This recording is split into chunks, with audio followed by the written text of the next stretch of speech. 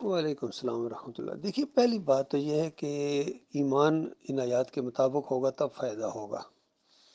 اگر ایمان ان آیات کے مطابق نہیں ہے، عقیدہ بھی خراب ہے، پھر دنیا دار قسم کا آدمی ہے، تو اس کو جو مرضی کرتا رہے، زبانی یاد کرے یا جو مرضی کرے، اس کو کچھ بھی فائدہ نہیں ہوگا۔ جس طرح ایک روایت کے اندر آتا ہے کہ جس گھر میں سورہ البقرہ پڑھی جائے وہاں سے شیطان بھاگ جاتا ہے۔ تو اس کا مطلب یہ ہے کہ سورہ البقرہ کے مطابق جس کا عقیدہ ہو، آپ غور کیجئے، جس کا عقیدہ بالکل ٹھیک ہو، سورہ البقرہ کے اندر عقیدے کی کس طرح زبردست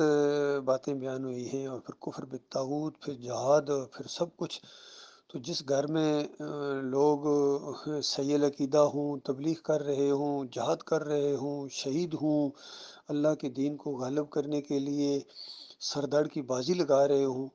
تو وہاں شیطان ٹھہرے گا؟ تو یہ اس کے اوپر ایمان رکھنا ہے، اس کے بعد اگلا سٹیپ آئے گا۔ اسی طرح پہلے ایمان عقیدہ درست ہو، اس کے بعد وہ یاد جب پڑھے گا، ظاہر بات ہے جب بھی پڑھے گا اس کا ایمان اور زیادہ ہوگا، اور پھر دیکھ کے بھی پڑھے اور آہستہ آہستہ کوشش کرے زبانی یاد کرنے کی بھی۔ پورا قرآن ہے، جہاں سے بھی یعنی آپ یاد کریں، جہاں سے آپ کے لیے آسانی ہو، تاکہ آپ صلوات میں پڑھ سکیں یا تقریر میں وہ حوالے دے سکیں یا دعوت اللہ میں ان آیات کا حوالہ آپ دے رہے ہوں، تو زبانی پڑھیں تو بہت اچھا ہے، بہت ہی اچھی بات ہے، اس سے بڑا اثر پڑتا ہے اور آپ کو بھی فائدہ ہوگا۔ سب سے بڑا فائدہ، سب سے پہلا فائدہ تو پڑھنے والے کو ہوگا، کیونکہ نبی علیہ السلام نے فرمایا قرآن کے ہر حرف کے اوپر 10 نیکیاں ملتی ہیں، اور پھر کہا کہ میں نہیں کہتا ہوں کہ الف لام میم ایک حرف ہے، بلکہ میں یہ کہتا ہوں کہ الف ایک حرف ہے، لام ایک حرف ہے، میم ایک حرف ہے، یعنی الف لام میم جو پڑھے گا اس کو 30 نیکیاں ملیں گی۔ یہاں ایک یہ مسئلہ بھی سامنے آ گیا کہ اگر کسی کا عقیدہ درست ہے اور وہ پڑھ رہا ہے اور اس کو معنی نہیں بھی آ رہا ہے، یہ میں صرف بات سمجھانے کے لیے کر رہا ہوں،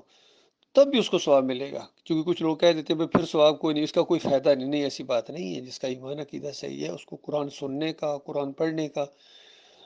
ثواب ملتا ہے۔ اگر اس کو وہ آیتوں کے مطلب نہیں بھی آتا کسی جگہ، تب بھی اس کو ثواب ملے گا، کیونکہ یہ بات حدیث میں آ گئی ہے کہ الف لام میم 30 نیکیاں ہیں، اور الف لام میم کا کوئی معنی نہیں جان سکتا، یہ متشابہات میں سے ہے، تو حروف مقطعات ہیں تو اس پر بھی ثواب ہے۔ تو یہ سارے جتنے فائدے ہیں پڑھنے کے اور عمل کرنے کے، یہ مومنوں کے لیے، مخلص مومنوں کے لیے، جن کا عقیدہ صحیح ہو، اور جس کے عقیدے میں خرابی ہو، مسلک پرست ہو، بریلوی، دیوبندی، اہل حدیث ہو، واسطے وسیلے والا ہو، یا 11ویں اور 12ویں کی کیک کاٹنے والا ہو، 10 محرم کی سبیلیں لگانے والا ہو، عمرے حج کرتا رہے، جو مرضی کرتا رہے، یہ شیطان کے شکنجے میں رہے گا، اور دجال